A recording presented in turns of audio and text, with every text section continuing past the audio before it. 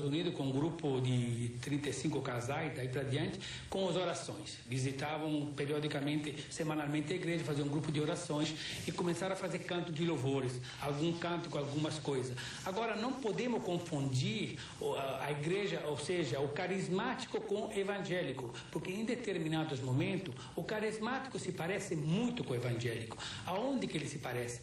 Bater palma, certo gesto, que uma parte da igreja católica conservadora, às vezes critica esse tipo de coisa, porque a igreja católica é composta de conservadores, de progressistas, e, enfim, e de gente até de uma certa idade. Hoje os padres, os bispos, têm uma certa idade que tem que ser respeitada, que nós temos 2000 anos de história, 2000 anos de tradição.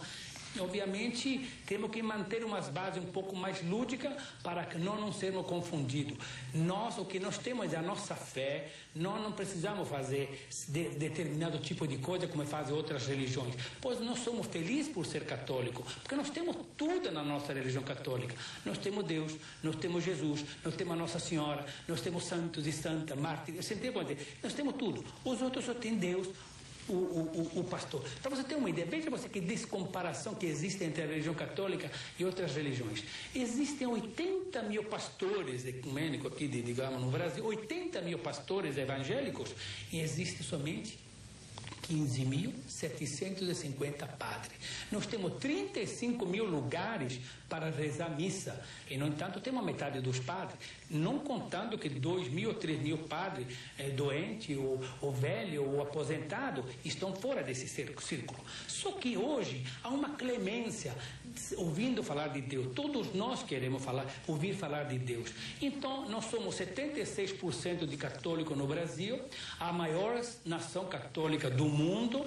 Às vezes não precisamos de um padre, não encontramos, porque lhe digo, somos diminuídos, somos menos, em minorança.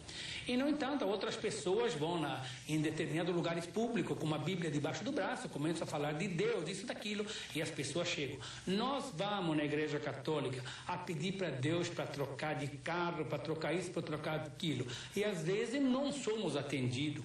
Porque, diz a Bíblia, será que nós somos dignos das promessas de Cristo? Faça um exame de consciência, faça uma reflexão dentro de você. O próprio Papa diz, ele diz, não interessa aquilo que dizia Sócrates, Plutão ou Zena no passado. Ele quer saber de você, quem é você, de onde vem, para onde vai e quem somos, para poder fazer uma reflexão que todos nós, na nossa vida pregressa, hoje tenhamos Deus dentro do nosso coração.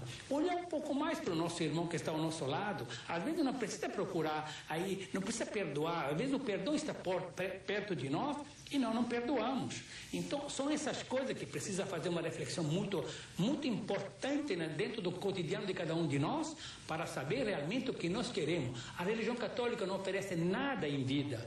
Eu tenho muitos amigos que têm mania de criticar a religião católica. A religião católica, por exemplo, tem um detalhe, tem o dízimo.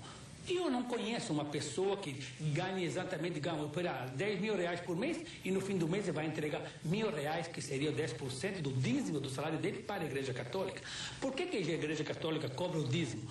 Cobra o dízimo porque ela tem que manter a igreja. 10% daquilo que ela arrecada tem que passar para a mitra diocesana. A mitra diocesana, por sua vez, 10% tem que passar ao Vaticano.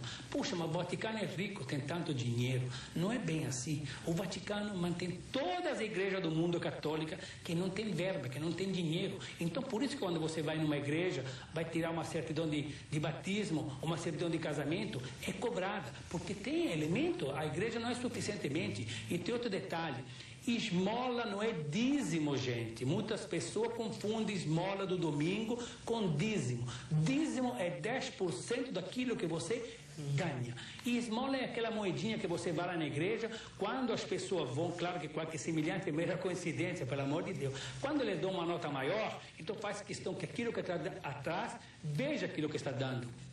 E quando coloca uma moedinha, põe no fundo do saco. Então são esses detalhes. Na outras igrejas, sem fazer crítica, digamos, se você der 50, a tua graça será de 50. Se você der 100, a tua graça será de 100. Se você não der nada, você vai para o inferno. A igreja católica não cobra nada de ninguém. Eu repito, o próprio Evangelho diz, bata e a porta se abrirá.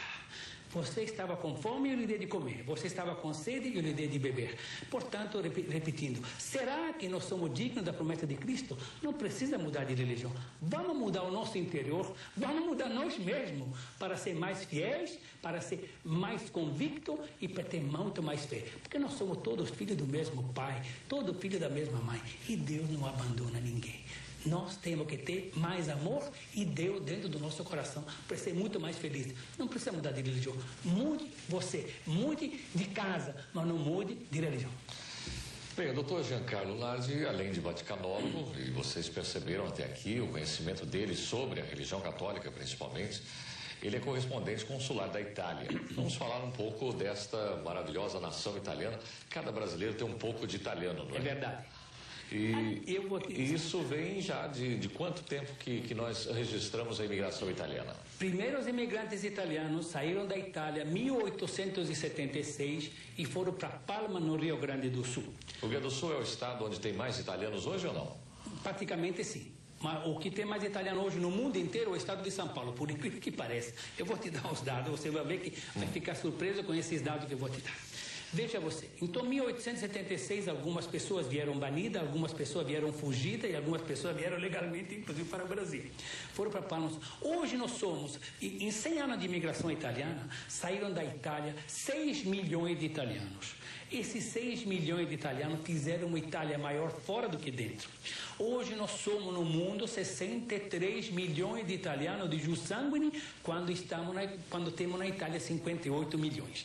Desses 63 milhões, 25 milhões estão no Brasil, 15 milhões no estado de São Paulo e 5 milhões de gente na cidade de São Paulo. Nós vivemos na maior cidade italiana, que é São Paulo. Daí o sucesso de muitas coisas italianas. Claro que todas as colônias colaboraram e participaram dessa grande nação, desse grande São Paulo, que foi construída através de grandes imigrantes de todo. E hoje, você que tem jus sanguine, que tem jus soli, você tem direito adquirido. Você pode tirar a sua cidadania italiana. Daqui a pouco nós vamos falar a respeito disso. Ah, bom, então tudo tá bom. Depois do intervalo, nós vamos falar com mais detalhes com o Dr. Giancarlo Nardi, que é correspondente consular da Itália e vaticanólogo, sobre essa questão da cidadania italiana. Porque muitos descendentes de italianos que moram no Brasil acabam fazendo também a sua documentação como italianos numa segunda cidadania. Daqui a pouco, depois do intervalo, nós vamos falar a respeito desse assunto. Já, já.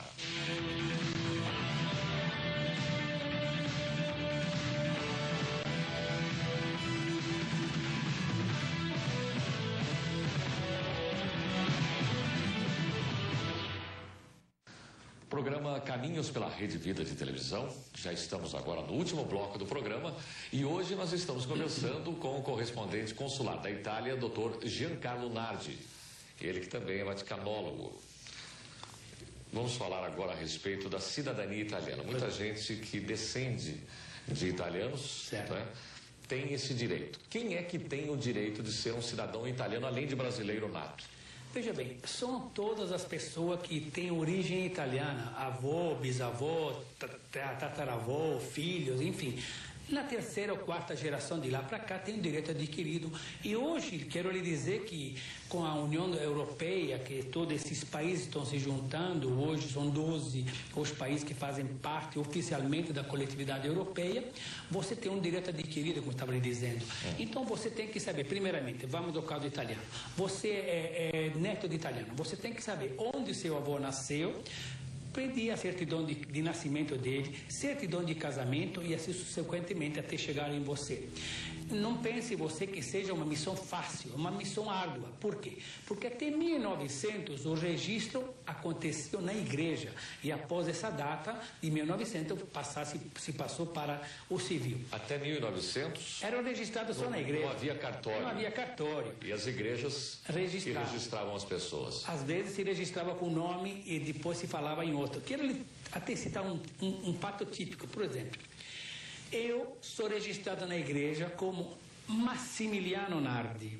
Massimiliano. Em casa me chamavam de Máximo. Se você pergunta à minha mãe quem é o Giancarlo, ela não sabe até hoje, embora ela more na Itália. Por quê? Na igreja se registrava de um nome, na família se chamava de outro e no civil era outro. Então é uma busca um pouco, digamos, desgastante e às vezes até onerosa, porque não sabe que cidade que nasceu, digamos, em Roma, mas Roma é grande, então nasceu na província. Qual é a província? E nós temos um sistema até muito bem informatizado que nós podemos fazer uma busca simultânea em diversos lugarejos, em diversas cidades, e tem se tornado muito mais fácil.